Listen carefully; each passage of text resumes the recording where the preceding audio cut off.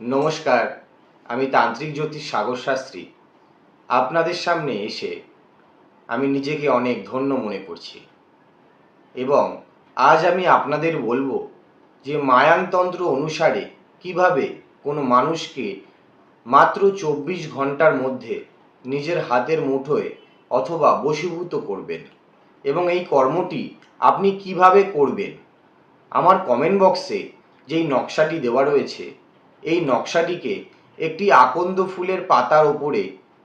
নকশাটিকে অঙ্কন করে নকশাটির পেছনের দিকে যাকে আপনি বশীভূত অথবা আকর্ষিত করতে চলেছেন তার নাম ও বাড়ির ঠিকানা আপনাকে লিখতে লাগবে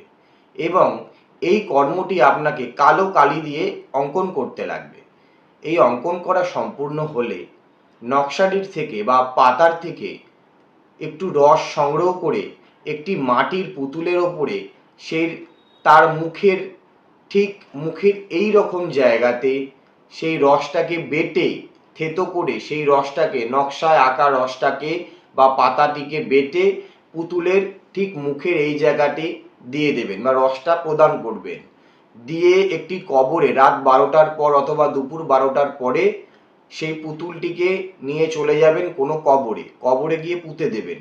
এবং পুঁতে দেওয়ার মিনিমাম ৩ থেকে ৪ ঘন্টার মধ্যেই আবদ্ধ ব্যক্তি হবে,